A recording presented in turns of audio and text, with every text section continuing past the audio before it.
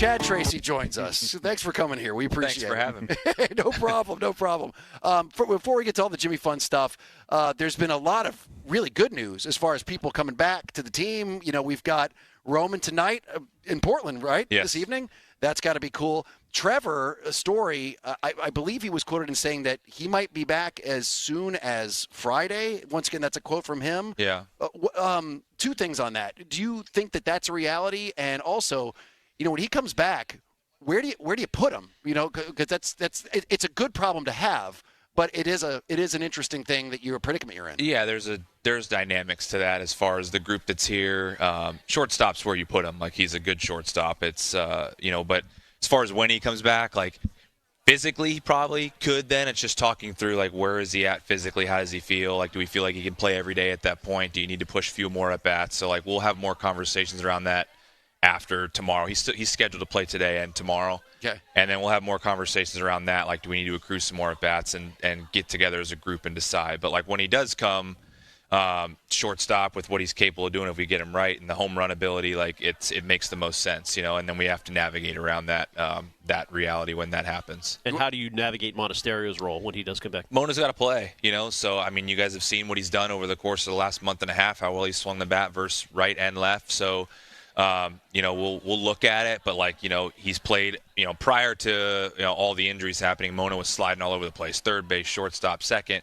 He can play second. So, like, there's realities there where you have to mix and match with other guys, but, like, keeping him involved in some heavy way is important because of how good the quality of the at-bat has been. First off, your shoes, your kicks are awesome. They match the shirt. I love those shoes, and they do. They match the shirt. Those are cool. I got to get me a pair. But I want to ask you just the bullpen. I mean, the bullpen has been one of the biggest strengths for this team all season long. Yeah. It looks like it's kind of wearing down a little bit. Any concerns about the bullpen moving forward? No. I mean, you're right. It's beat up. I think when you looked, you probably could have, like, looked at our schedule. Obviously I wasn't looking at the big league schedule at the beginning of the year, but as you got here, you look at the schedule and you saw that first stretch of 16 with the West Coast swings, and then this one, now we're on the tail end of 2 games of 16 or 17 in a row. And, like, you kind of, like, circle those, and you're like, especially this one, as you approach the end of August, you almost circle that and say, I wouldn't be surprised if we have some guys banged up at that point. And not just pitchers, but you look around the league and see some of the stuff happening, oblique, rib, just different guys. It's the dog days. It's been hot. It's the summer, and guys start getting beat up. So we're in that spot, obviously, with Slate and Witt down for now. Like, we hopefully get them back and working them back to where you got them for the stretch run. But I think that's why, like, Eric Miller was such an important acquisition. And you saw Wyatt Olds last night coming from our system at 98 miles an hour with that curveball. So, like, you have these things. Every team has it, and you have to navigate through and find your way through. We're reaching an off day here soon, which is huge. And then we play 6 games and then another off day. We haven't had that in quite some time, so that's gonna help get some people kind of back to health. Any good MRI news from? I'm still waiting to hear from the doctors today, but we'll see what comes of that. Speaking of pitching, so Peyton Tolley, this is the most he's pitched in a season so far, but my goodness, like, he has just over the last several times out just evolved into a superstar. Yeah. Like, how do you like what are your thoughts on that? Because you know that, you know, obviously this is the most he's pitched, but my God, he's pitching better than anybody right now. Yeah, he's been incredible. Yeah. And it was cool the last 2, like, 2 different ways. It was like big, 14 strikeouts in one, and then hardly any. It's a product of the team you're playing. The Blue Jays put the ball in play. Yeah. But did it with fewer pitches and just, weak contact outs. Like, he can do it in a lot of ways. He's been amazing. Watching him navigate, like you said, he's going to reach innings high totals. We're with him and Jake doing our very best to, like, try to insert, like yesterday with Bayo in the pen, insert starts to make sure they're on 6-7 days rest, as much rest as we can possibly get them. Yeah. To navigate through this last month or so of the season and make sure that we manage that. But he's shown a lot of signs of looking as strong as he has all year at this point, which is really good to see. You spoke at Ted. Are you expecting anything from Garrett Crochet this season? I hope so.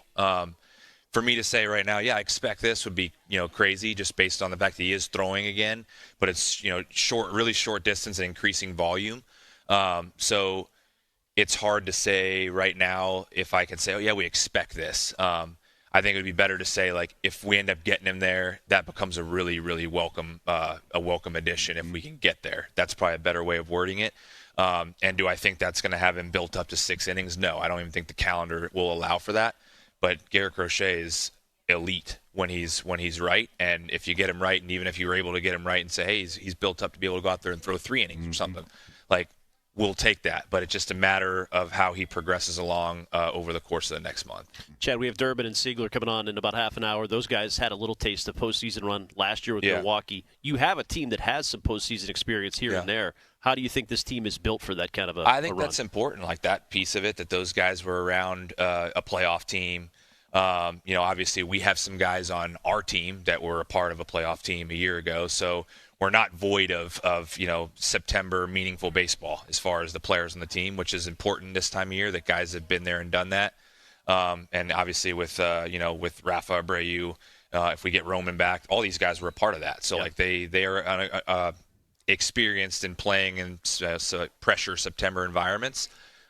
Which will be important for us because we're getting close to that. What are you watching for in Roman when he's playing in Portland? I think I know what I'm going to see. I think for him it's mostly health, but like you just watch the plate discipline piece. That's always been the number one characteristic of him, is he knows what a strike is and what a ball is. Yeah. He knows when to swing and when not to swing. So I'll just be watching, easy access for me to click and like watch the ABs, see where he's at, like what does he look like with his tempo and his rhythm, like what's he swinging at. Yeah. Those are things I think first and foremost. Like I typically feel like with Roman, if he's choosing the right pitches to swing at, we're in a good spot, because when he chooses the right one to swing at, usually hits him really hard. Yeah. So we'll just kind of watch and navigate through that, and then you communicate with him like how you feeling. And these guys are honest; they're pros; they know how they feel and where they're at with their swing and stuff. But for me, having been around him a lot, it's pretty obvious to me when he's right.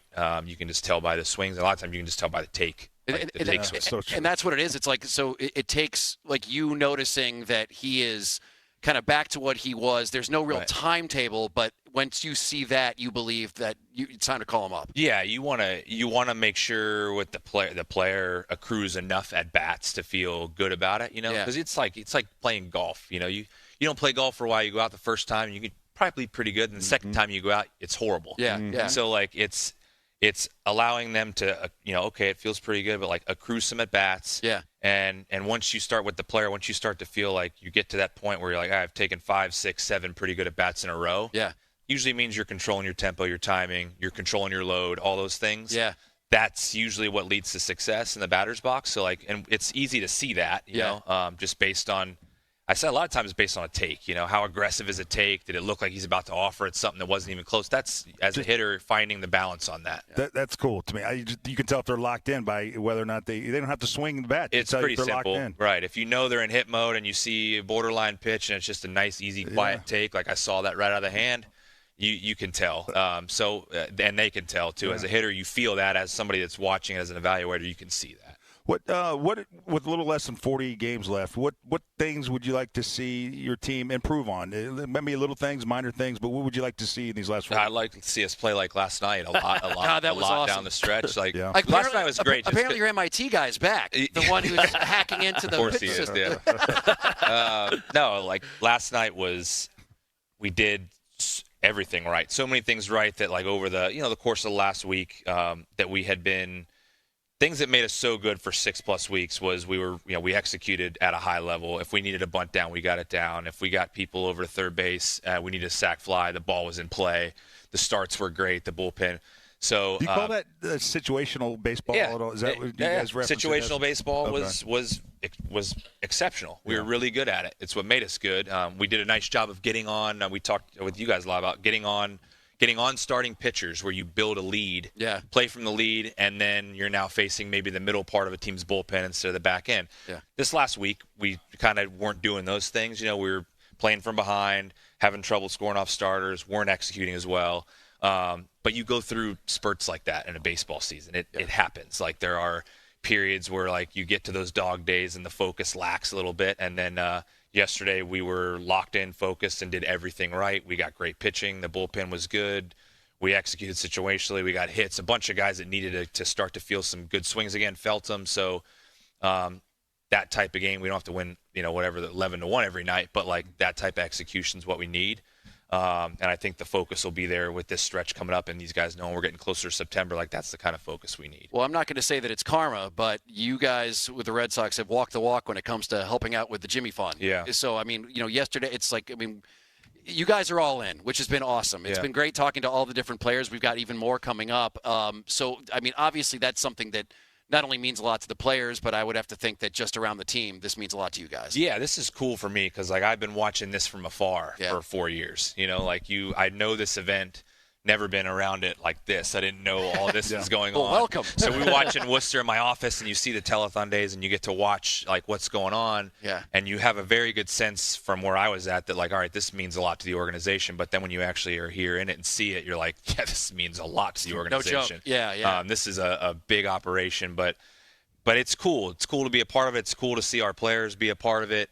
Obviously, it's a topic in cancer that, like, affects. I bet everybody in this room. If you said, "Do you know somebody that in your personal life that's been affected by cancer?" the answer would probably be yes. Yeah. I have a handful. So it touches a lot of people as far as this topic, and to see what our organization does to help raise funds for the families and for research, it's an amazing thing. Could you kind of feel the emotion last night in the park and around, so many people around it? It's cool watching the other team had the T-shirts on. That was awesome. That was Class cool. move. Like, I didn't see that at first. I walked out and, like, they had them on. So, like, it's, again, to me, that speaks to a team that's coming in that's not really involved in it, but the people look and say, yeah, that matters to me because it affects everybody in some way, whether it's directly or, if it's a family member or a friend has some type of experience with dealing with that, and it means a lot to a lot of people, and you could feel that last night. Yeah, it's such a great event, and it is cool to be in the middle of it. This is my first year as well doing this, so as I said, it's overwhelming in a good way. Yeah, and seeing that number is overwhelming too. Yeah. 3.4 million, which is great.